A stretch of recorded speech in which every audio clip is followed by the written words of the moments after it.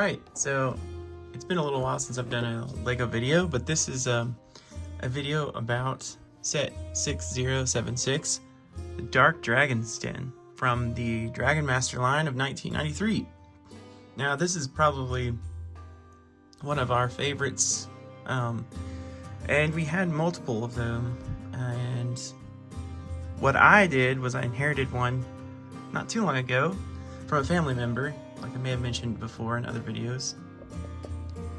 But there are a couple of missing pieces, and between the one missing flag, there's two flags, cloth flags, as you can see, and a few other accessories.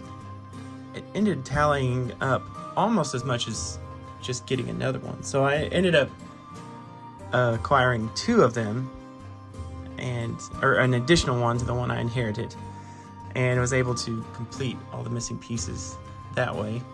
And if you're collecting these, especially the Dragon Masters, they're not the most valuable of the vintage castle, and they're easy to find missing pieces. So that's probably the way I would go if I was you. But anyways, this is a really cool set. It's not necessarily a castle, it's like a sort of a cave, or maybe a side of a mountain or something, where the Dragon Masters have kind of attached parapets and walls and doors and things, or maybe they've carved it out on top of a sort of a castle or a cavern or an overhang for the dragon to live in. I just think that's really cool, and it's got a cool, striking appearance, but it's not very big. However, it does come with a lot of things, a lot of minifigures, and just for the size of set, it's probably some of the most pieces for, or at least accessories and minifigures for the size of the set that it is. Anyways, Dark Dragon's Den is really cool. I remember it being my brother's favorite when we were growing up. And there's quite a bit of complaints about the purists from the years past, when they started coming out with the dragons and more fantasy type pieces and sets. And this is kind of like right on the cusp of that, and I always found it really cool and really like just a good bad guy type of set. And I enjoyed that as a contrast between the other sets, which are maybe a little more well built than the Dragon Masters, because of course the focus of that was more like fantasy, and of course the dragons themselves as something to play with. But I kind of like the idea, and in a lot of ancient mythology and like Lord of the Rings and things like that, the bad guys are more like put together, or they just steal what was already there and they kind of add on to it, as opposed to being the most, well-crafted individuals. Often that's the case in sort of fantasy lore. So that's why I think of Dragon Masters, and there's a lot of complaints about the shields as well being the same, which is interesting why Lego didn't make a new print for Dragon Masters, because they went about and made new prints for the torsos and these cloth flags, and and helmets. They made new helmets, and they went, maybe they just ran out of money at that point, I don't know. The shields look great. I think they're really cool. I love those shields.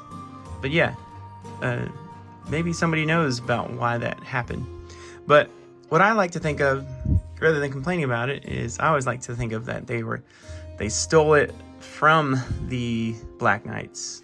They stole most of their equipment or castles or fortifications that they had and turned them to evil. That's kind of the way I liked to go about playing with them when I was a kid, and still do.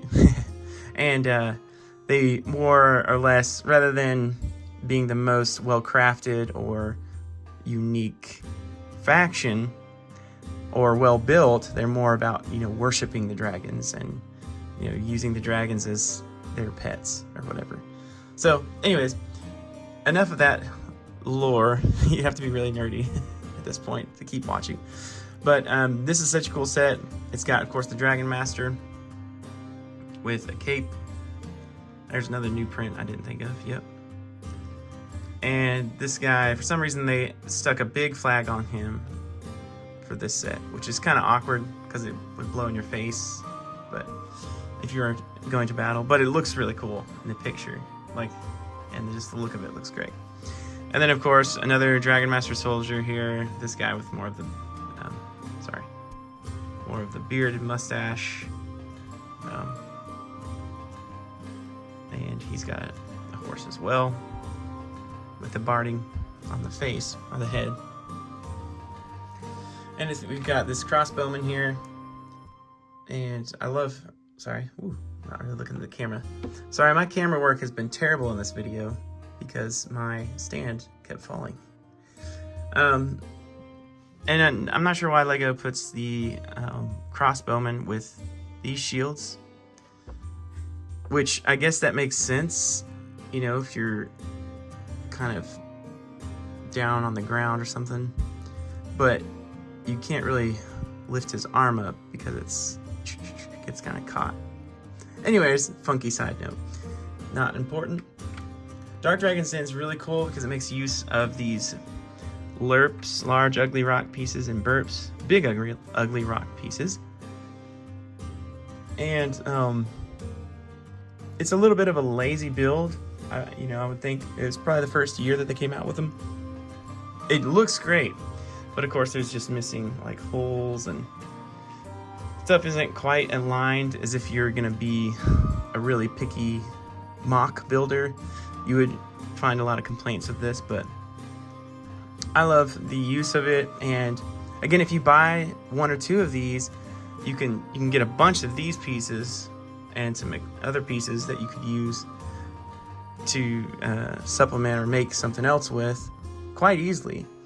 And if you're to get like 2 or 3 of these used that were not complete, you'd get a ton of rock pieces and a ton of arches and things that you could make something really epic with. These are really cool. But anyways, moving on. So of course we've got the dragon in his den. And I love the dragon pieces because of the contrast with just the normal Lego. And it makes a fun play enemy. I just love that. I think that's cool. Some people don't like it. And as he comes out here, we've got this kind of the cage entrance. So they either love the dragons or they make them their slaves or pets. I'm not really sure. You can interpret it for yourself. But that, of course, opens and closes. And we've got Magisto up here, of course, with his wand and a little scroll. And the Dark Dragon's Den has a secret entrance here, where the rock comes out.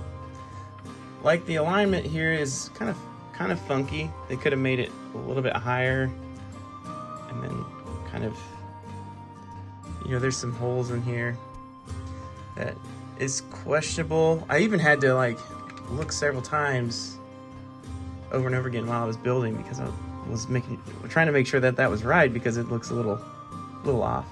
But you know, for the amount of pieces and what it is, it's great. And as you look behind, there's quite a bit of room. Not a lot of shelter per se, but you could probably you could add a piece here, and you could probably make your own shelter. At least you could hide out here. You know, the guards could kind of hang out, and you can make a little table and you can do your own thing there. And there's castle doors this way, of course.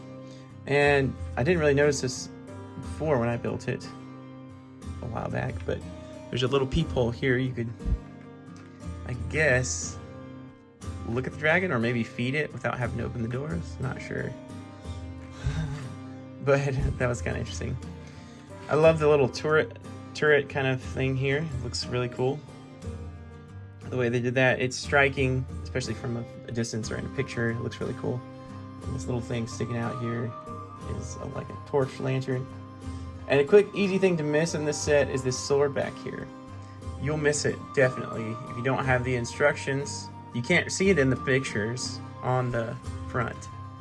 If you don't have the instructions and didn't double check Bricklink or somewhere a million times, you'll miss it for sure, because it's really hard to see in you can't see in the pictures, it's really hard to see in the instructions. This is an interesting doorway, or I guess gate.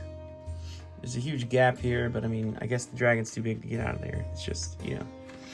Then they introduced this curved stair piece, which is really cool. I love that piece. But it's not, again, I understand people's complaints with the fantasy sort of type things they introduced into Lego sets during this time, because it doesn't really look like a Lego piece.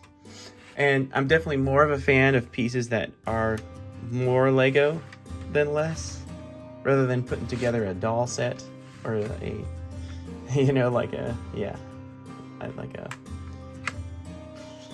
comic book type thing set. Anyways, all in all, I just love this set. Not necessarily a castle, kind of a cross between a castle and a cave. And it's just really cool. Dark Dragon's Den. Oh yeah, I forgot to mention, I do have the instructions too, which are really cool.